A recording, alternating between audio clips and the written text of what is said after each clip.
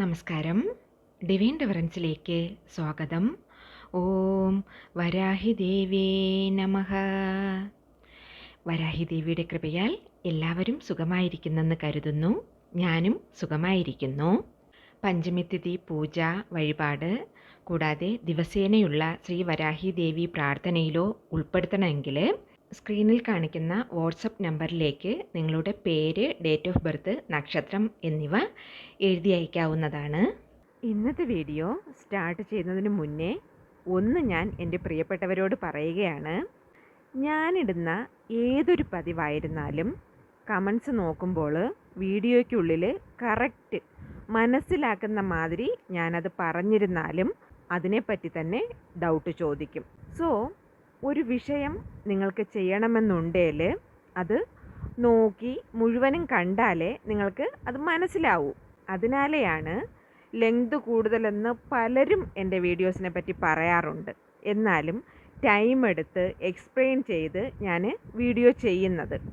ഈ വിഷയം ചെയ്യണമെന്ന് കരുതിയാൽ നിങ്ങൾ വീഡിയോ ഫുള്ളായിട്ട് ലാസ്റ്റ് വരേക്കും നോക്കിക്കണ്ട് മനസ്സിലാക്കി ചെയ്തോളുക.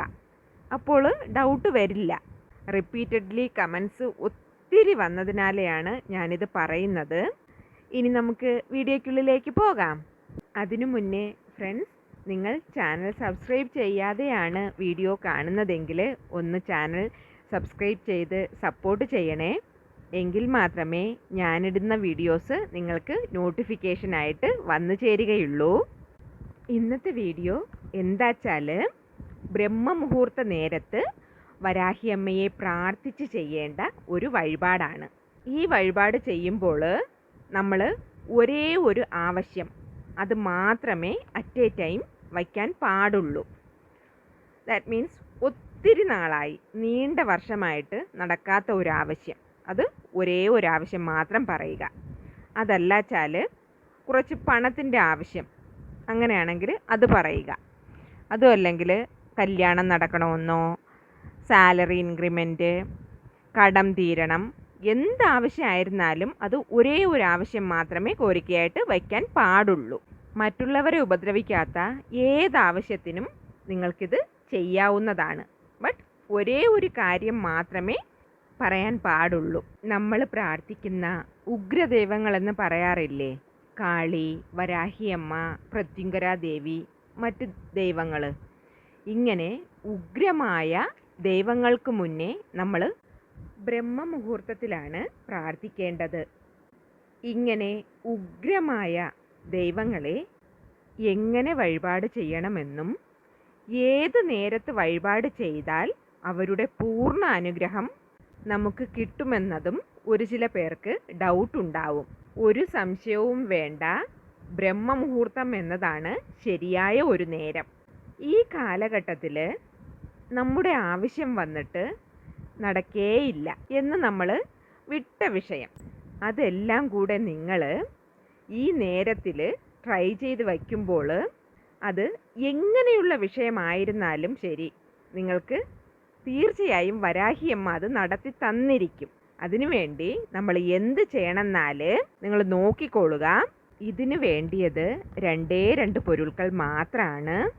ഒരു വൈറ്റ് പേപ്പറും ഒരു റെഡ് കളർ പെന്നും. സ്കെച്ച് പെന്നോ മാർക്കർ പെന്നോ ഏതോ, അത് നിങ്ങളുടെ ഇഷ്ടത്തിനനുസരിച്ച് എടുത്തോളുക. പക്ഷേ റെഡ് കളർ, ചുവന്ന കളർ തന്നെ വേണം. ഇതിൽ എന്താ ചെയ്യേണ്ടച്ചാൽ നമ്മൾ യന്ത്രം വരയ്ക്കണം. എന്നിട്ട് അതിൻ്റെ നടുവിലായിട്ട് നമ്മൾ ആവശ്യം എഴുതണം. പറയുന്നത് മനസ്സിലാവുന്നുണ്ടല്ലോ?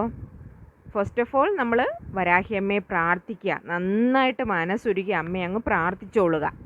അത് കഴിഞ്ഞ ശേഷം ഇനി പറയുന്നത് ഫോളോ ചെയ്തോളുക. ഇത് വന്നിട്ട് ബ്രഹ്മമുഹൂർത്ത നേരത്തിൽ ആരംഭിച്ച് ചെയ്യുമ്പോൾ കറക്റ്റ് 21 ദിവസം നിങ്ങൾ കണക്ക് വയ്ക്കാവുന്നതാണ്.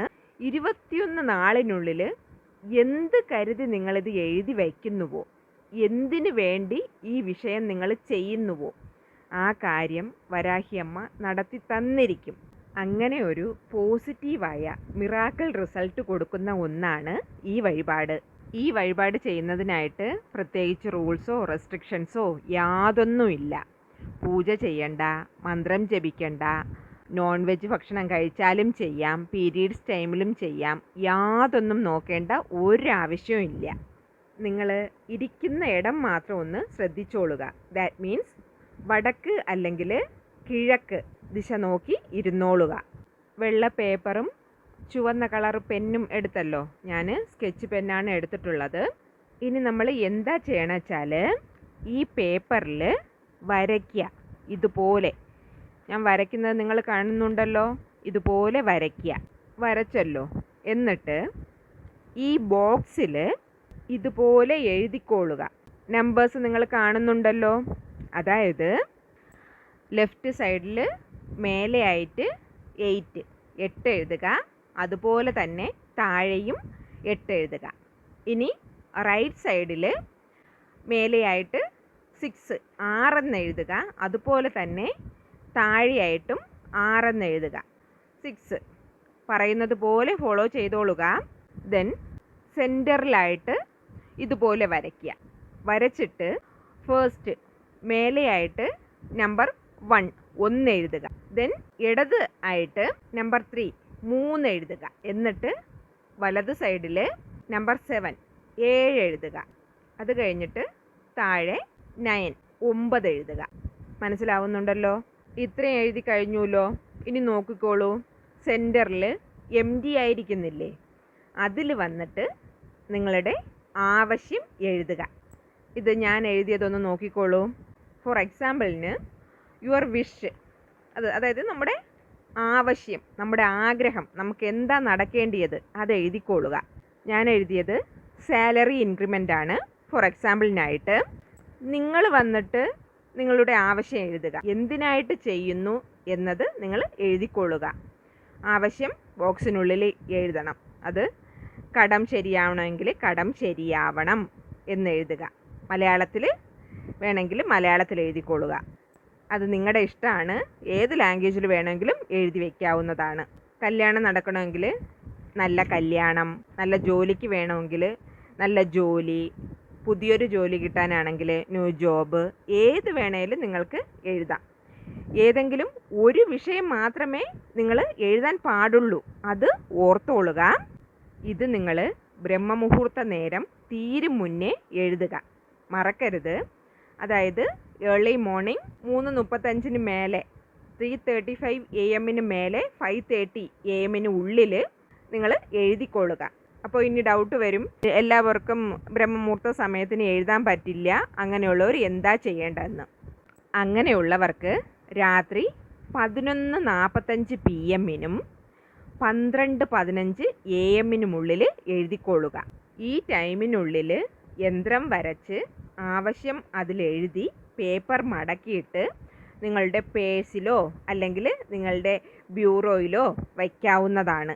അതുമല്ലാച്ചാൽ വരാഹി അമ്മനോടെ ഫോട്ടോയുടെ അടുത്തായിട്ട് നിങ്ങൾക്ക് വയ്ക്കാവുന്നതാണ്.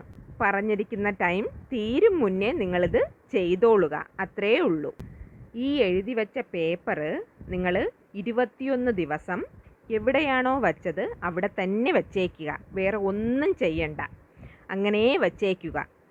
21ാമത്തെ ദിവസത്തിനുള്ളിൽ തന്നെ നിങ്ങൾക്ക് നിങ്ങൾ ആഗ്രഹിച്ച കാര്യം കൃത്യമായിട്ടും വരാഹിയമ്മ നടത്തി തന്നിരിക്കും. നിങ്ങൾക്കേ അതൊരു മാജിക് മാതിരി തോന്നും. 21ാമത്തെ ദിവസം നിങ്ങളത് എടുത്ത് നോക്കുമ്പോൾ നിങ്ങൾക്കേ തോന്നും, എഴുതി വച്ച കാര്യം നടന്നല്ലോ, ഇതൊരു നല്ല മെത്തേഡാണല്ലോ എന്ന്. ഇത് നിങ്ങൾക്ക് വീണ്ടും കണ്ടിന്യൂ ചെയ്യാനും തോന്നും. കാരണം അത്രയ്ക്കും ഒരു പവർഫുൾ ആയിട്ടുള്ള വഴിപാടാണിത്. നിങ്ങൾ എന്തെഴുതി വച്ചുവോ അത് 21 നാൾക്കുള്ളിൽ നടന്നിരിക്കും. പിന്നെ ഇത് 21 നാൾ വച്ചതിന് ശേഷം ഈ പേപ്പർ നിങ്ങൾ എന്ത് ചെയ്യണമെന്നാൽ 22ാമത്തെ ദിവസം നിങ്ങൾ ഈ പേപ്പർ എടുത്തിട്ട് എരിച്ച് കളയണം. ശരിയാ? ഒരു മെഴുകുതിരിയോ അല്ലെങ്കിൽ വിളക്കിലോ കാണിച്ച് എരിച്ച് കളഞ്ഞോളുക. അത്രയേ ഉള്ളൂ. 22nd day. മനസ്സിലാവുന്നുണ്ടല്ലോ? ഇനി എഗെയിൻ ഇത് ചെയ്യണമെച്ചാൽ ഒരു 3 to 5 days ഗ്യാപ്പ് കൊടുത്തിട്ട് വീണ്ടും സ്റ്റാർട്ട് ചെയ്തോളുക. ടൈമിങ്സ് കറക്റ്റായിട്ട് നോക്കി ചെയ്തോളുക. എന്തെങ്കിലും ഡൗട്ട് ഉണ്ടെങ്കിൽ അത് കമൻറ്റിൽ ചോദിച്ചോളുക. ഇന്നത്തെ വീഡിയോ എല്ലാവർക്കും ഇഷ്ടപ്പെട്ടെന്ന് കരുതുന്നു. വീഡിയോ യൂസ്ഫുള്ളായിട്ട് തോന്നിയെങ്കിൽ ഫ്രണ്ട്സിനും റിലേറ്റീവ്സിനും ഒന്ന് ഷെയർ ചെയ്ത് കൊടുക്കണേ. ഒരു ലൈക്കും കൂടെ തരണേ. ഇനിയൊരു ന്യൂ വീഡിയോയുമായി വരുന്നത് വരേക്കും നന്ദി, നമസ്കാരം.